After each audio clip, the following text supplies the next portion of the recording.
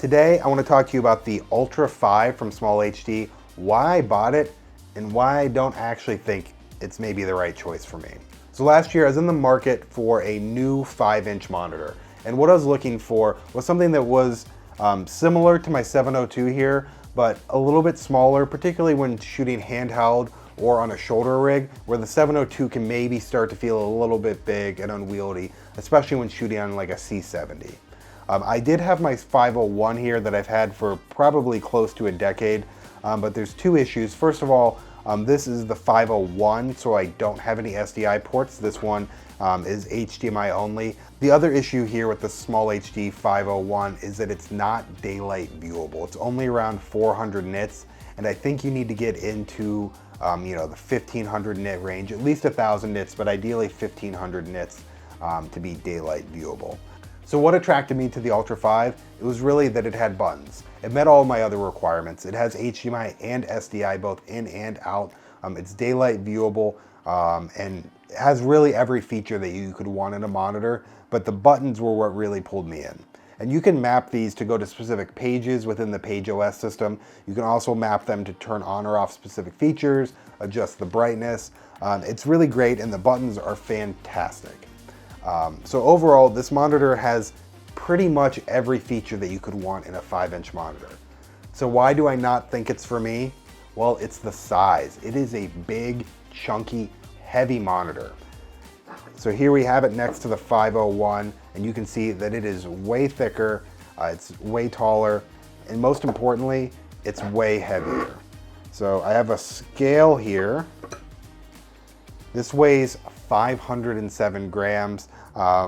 A pound is about 450 grams, so this weighs over a pound. And then with the old 501 here, it weighs 207 grams. That is less than half the weight of the Ultra 5. And then I have my 701 here, or 702.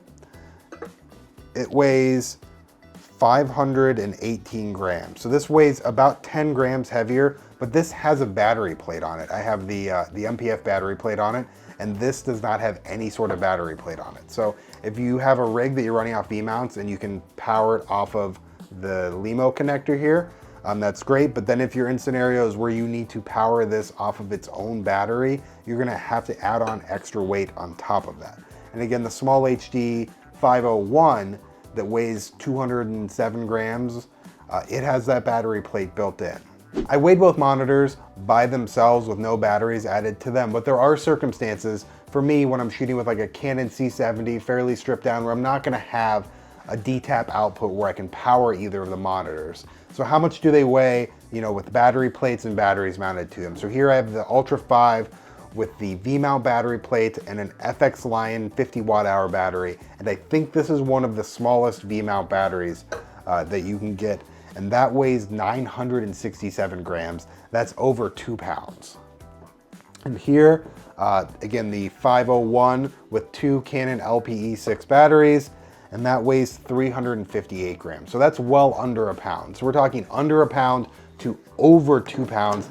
The Ultra 5 with a battery mounted to it weighs 2.5, close to 3 times more than the older 501 here. So that is significant. You definitely feel it when you're rigging out your camera. So for me, the beauty of a 5-inch monitor is it's small, mountable, you can move it around your rig. But if you're not able to power this off of a LEMO connection, it's just not really workable in my opinion. So here I have my Canon C70 in a fairly stripped down configuration, just the cage, top handle, and the external monitor. And I prefer to have my monitor over here to the side, and I know that's exasperating the balance issue, but when you mount that monitor, which I see online a lot, to the front of the handle, that means that you can't really see it if the camera is above eye level. And I find that very restricting. So I really like this Zacuto mount here. You have full range of motion with tilting, and you don't really have to lock anything down.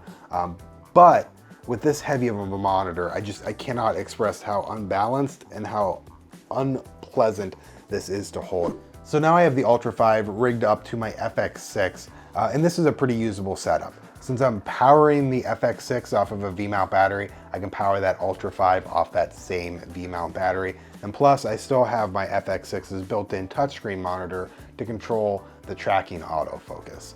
This is still a little bit unbalanced though, and you can see that it does lean to the side, but in practice, this is actually a pretty usable setup.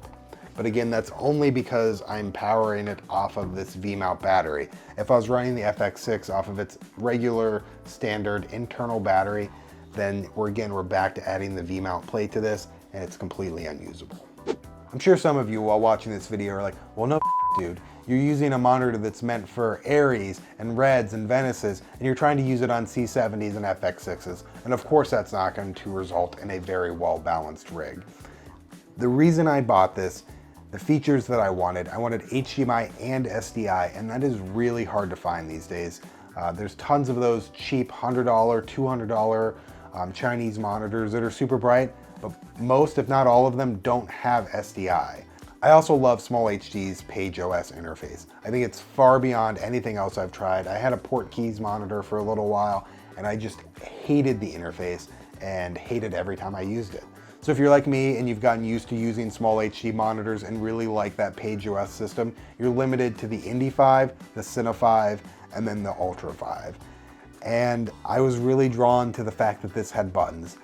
There's a lot of circumstances where those come in handy for me, but for me, the weight is just not worth it.